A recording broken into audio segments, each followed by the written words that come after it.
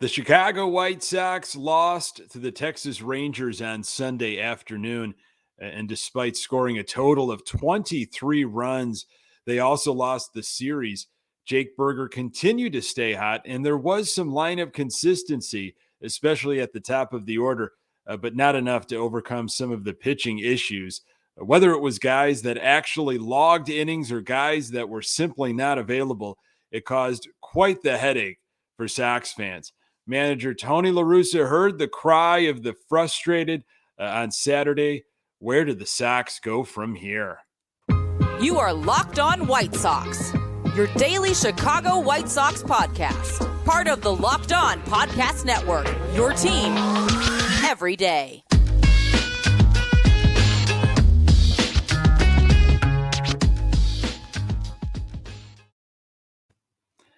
Hey, Sox fans, welcome to Locked On White Sox. Thank you for making Locked On White Sox your first listen each and every day. We're free and available on all platforms. Follow us on Twitter and Instagram at Locked On Sox. Also, subscribe to our YouTube channel. Just search Locked On White Sox. Today's episode is brought to you by Bet Online. Bet Online has you covered this season with more props, odds, and lines than ever before. Bet Online, where the game starts. Hey, I'm your host, Nick Morawski, a lifelong diehard Chicago White Sox fan. Recording this podcast just blocks from the ballpark in beautiful Bridgeport. You can find me on Twitter at Nick_GGTB. I really appreciate you letting me steal some of your time to talk Sox, especially after this weekend. Locked On White Sox is part of the Locked On Podcast Network, your team every day. Hey, Lance Lynn returns as the Sox open up a series in Detroit. We've got more injuries to discuss, unavailable as well as underperforming players, but it was really the talk of the weekend. Fire Tony Chance ring out on the South Side. State of the Sox. Sox are 27-31, chasing the Twins by 6 games in the Central. We're going to go through Sunday's loss and the entire series, but we got to jump right into Saturday. What a weekend it was. I'm starting to run out of words for frustrating, disgusting, disappointment, underperforming. I'm just running out of synonyms, running out of adjectives. It's just it's difficult, and this weekend was frustrating for sure, to say the least. Sox lost 2 of 3 from the Texas Rangers, and we're going to go through it all. But Saturday was Hawaiian Shirt Day. It was a gorgeous afternoon. I think 30,000, something like that, at the ballpark. And Sox won on Friday. And Saturday's lineup was just about a copy of Friday's, which was interesting. A little bit of consistency finally. Garcia was playing instead of Harrison. But other than that, it was pretty close. Started feeling pretty good about what the Sox might try to start building with the Rangers in town. Sox lost in extra innings 11-9.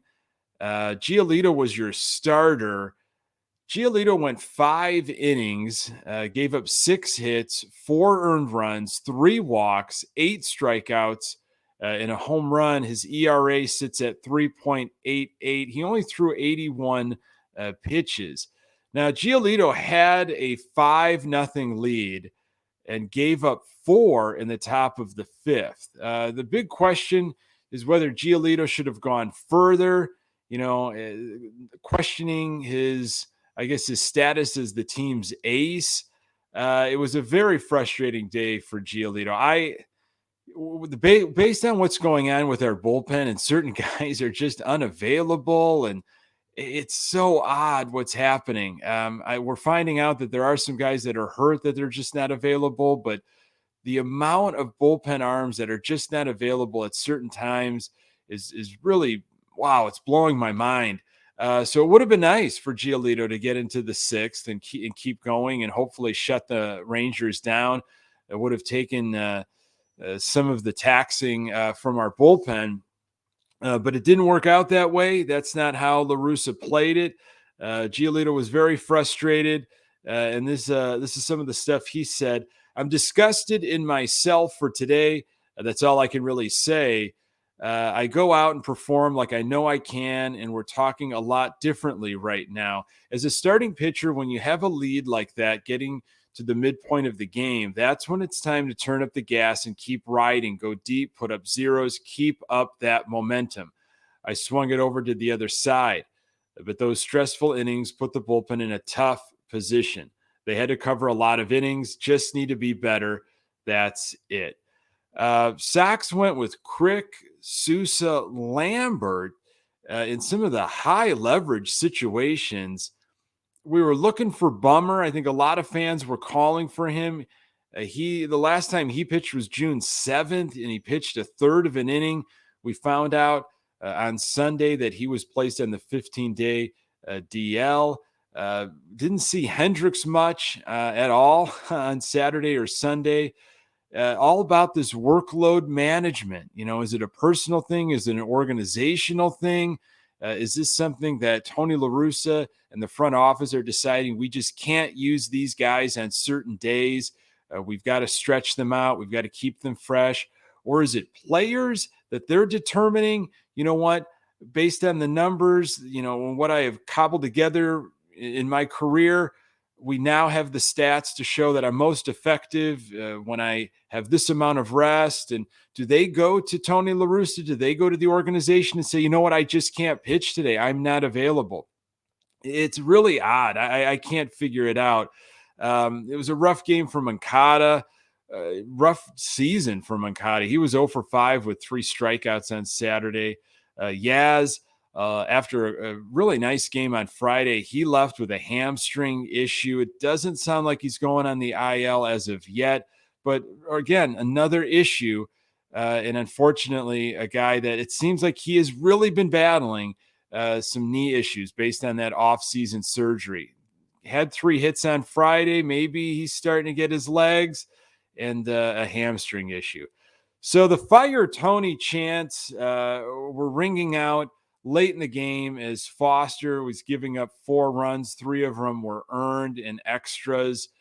You heard it through the telecast. Steve Stone and Jason Benetti almost paused to let it echo through the TV. It became a national thing. Everybody was picking it up, and on social media, it was being retweeted and passed along. Jeff Passan talked about it from ESPN, all different kind of outlets. It was on the Chicago Sun-Times, Chicago Tribune, front page on Sunday. Big story. Tony was asked about it in the post game, and this is what LaRussa had to say about the Fire Tony chants. Well, I hear it with one ear and I see it with one eye. I appreciate they want us to win, and when we don't win, they're unhappy. I'm pleased that they are. We have the team to win, and we're losing games. Nobody in that clubhouse, including the manager and coaches, is happy. I like it when fans care enough to be upset. I've said before, I learned you're accountable for everything, right?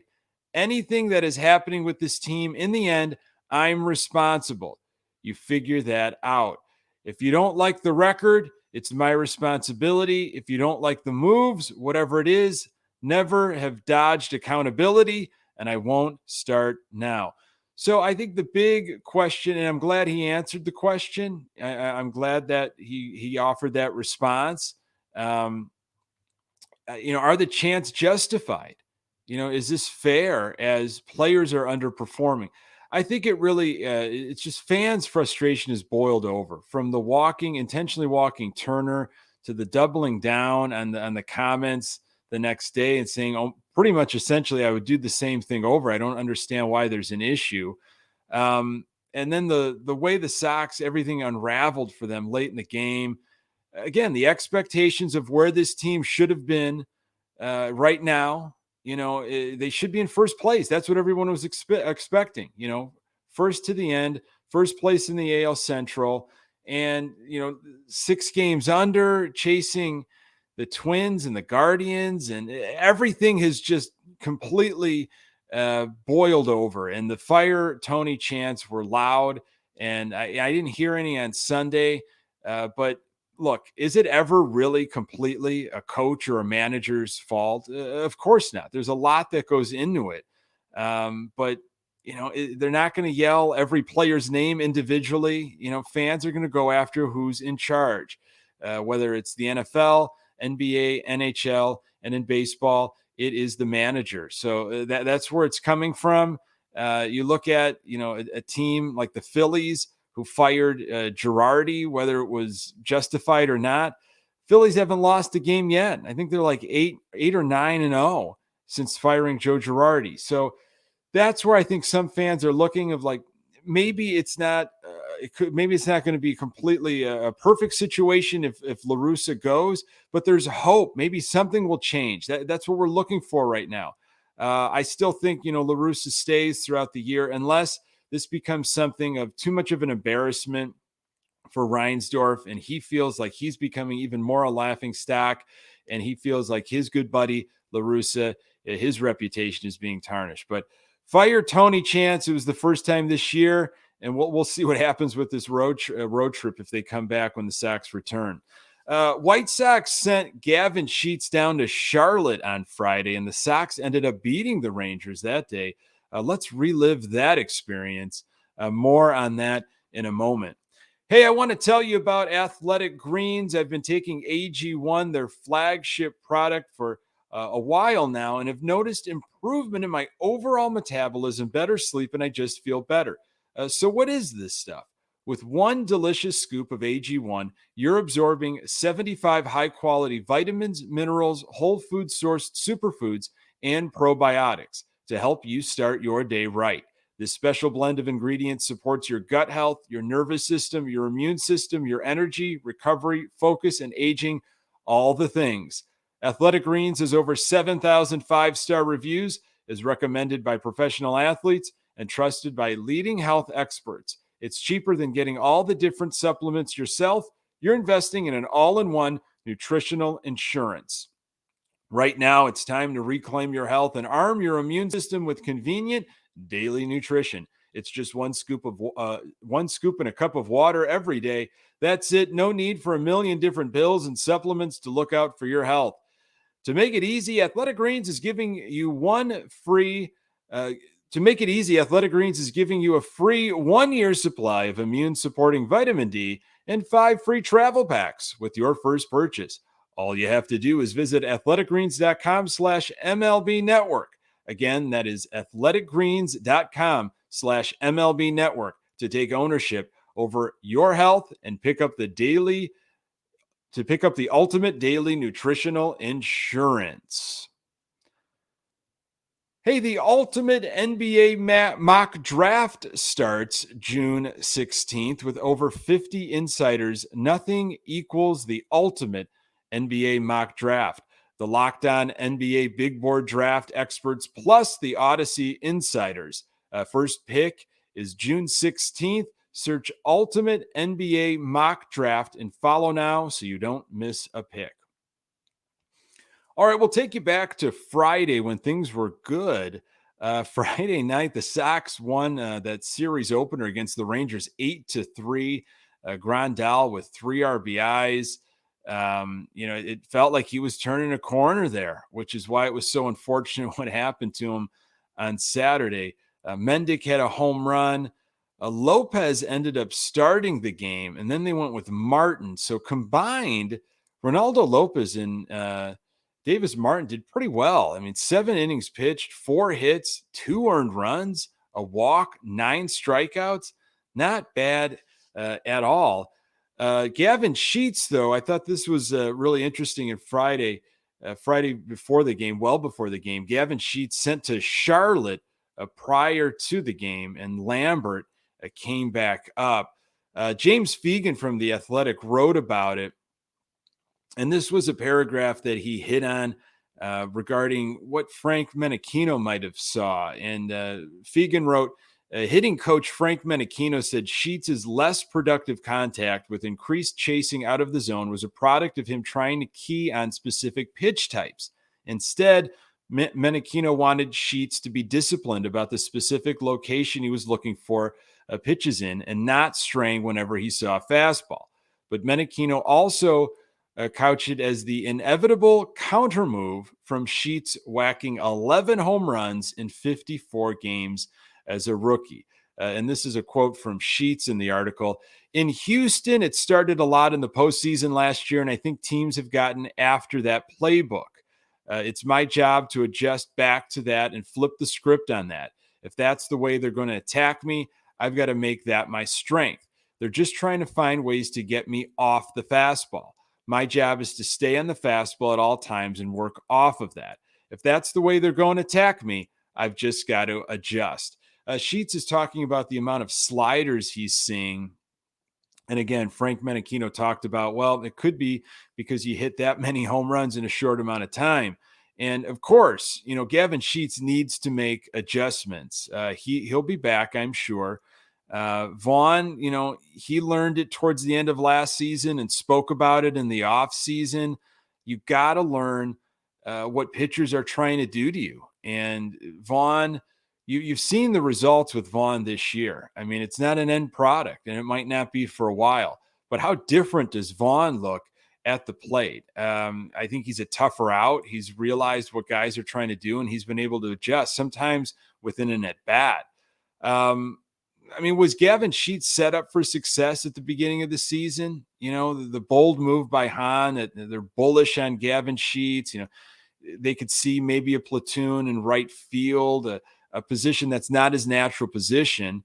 And we've been seeing a lot of Gavin Sheets in right, DH. Haven't really seen a lot at first base, but no one's really going to take that from Jose Abreu right now.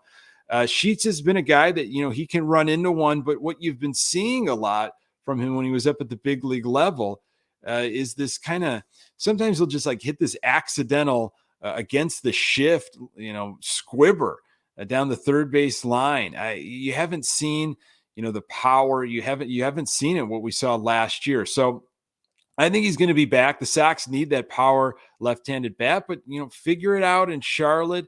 It is tough to be making adjustments up at the big league level. And I think that goes back to why fans were so frustrated that it almost seemed like the Sox were settling on a Sheets Vaughn situation instead of going out and getting, a true right fielder, true DH, and so forth.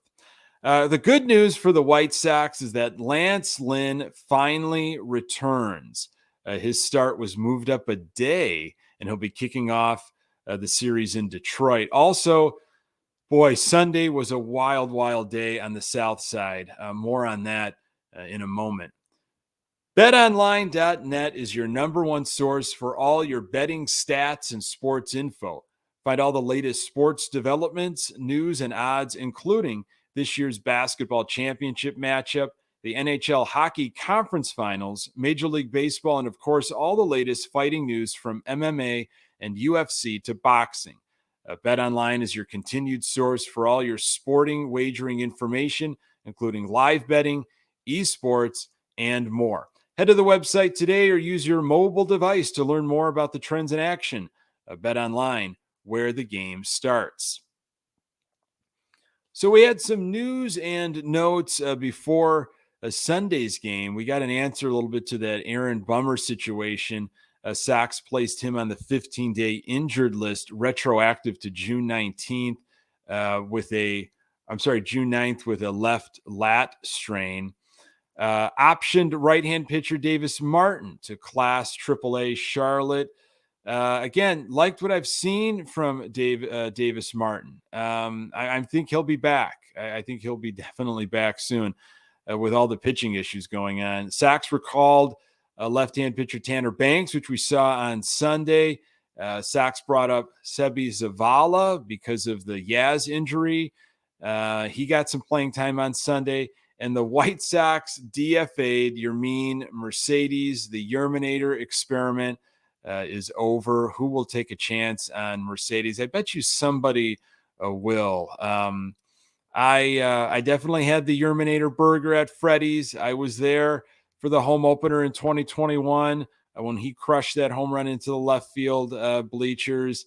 That was quite a month and a half, maybe 2 months last season. That'll be a trivia question. That'll be a nostalgia question years down the road regarding Yermin Mercedes.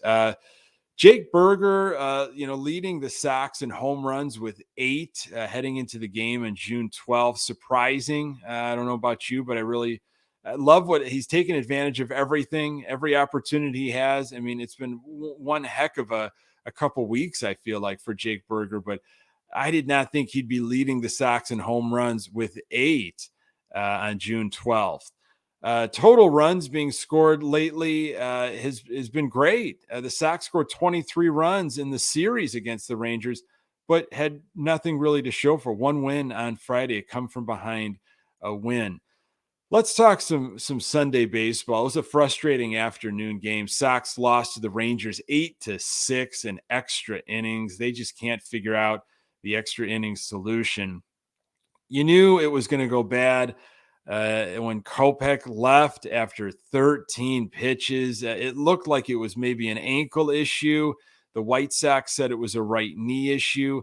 And as of this recording, it sounds like it might not be a major issue. And Kopech could be able to make that next start. He was clearly frustrated, and it just felt like Sunday could be a real palate cleanser. The Sox with Kopech going can come back, wipe everything away from Saturday, win the game, win the series, and then head to Detroit. Welcome back, Lance Lynn. Would Lance Lynn even pitch on Monday? Probably not, because Johnny Cueto was supposed to go Monday, and he needed to be rushed, and we needed him. Lopez came in after Kopech couldn't finish. Cueto, he gave up 5 hits, 3 earned runs in his effort, but you really can't blame him too much. He was not prepared to pitch. And hey, I have really liked everything we've gotten from Johnny Cueto this year, and that's not on him. That was a tough situation to be in. We'll fast forward to the 8th inning. There was no Graveman at this time. It was Tanner Banks pitching in a tie ball game. A lot of folks surprised about that. He gave up 2 leadoff walks and then 2 strikeouts and a grounder to first. Banks was back in the 9th. Dylan Cease was warming up at one point. We later find out from Tony LaRussa, his words, that he was just getting some work in, that he truly wasn't going to go in the game. But that's, again, what he said. Graveman was also warming up. Hendricks apparently not available. Very confusing. Fans, I just don't get the issue, but he was not an option. Berger had an error late in the game, started to give you visions of Thursday's game, but no damage was done. 2 scoreless innings from Banks. In the 11th inning, Ruiz gave up a 3-run home run to Duran, and it got worse from there. Sox offense came out swinging in the first. I mean, 2-out offense. Here we go. Robert gets a hit, steals second. Abreu walks in. Berger, who else, with an RBI single. So you kind of felt like, all right, we got this. We'll get back on track. And the offense wasn't really cooking. It took a while. 7th inning, I'll take you to. Vaughn with a 2 RBI base hit to tie the game at 3. Robert was up with runners on the corners and 1 out. He popped up. Abreu with 2 outs, ground ball to second to end the inning. Again, opportunities have been there for this White Sox team, and they just can't get it done. 11th inning, Zavala, Mendick got in on the action. Texas Rangers had outfielders collide. Pollock involved. Sox scored 3 to tie it up.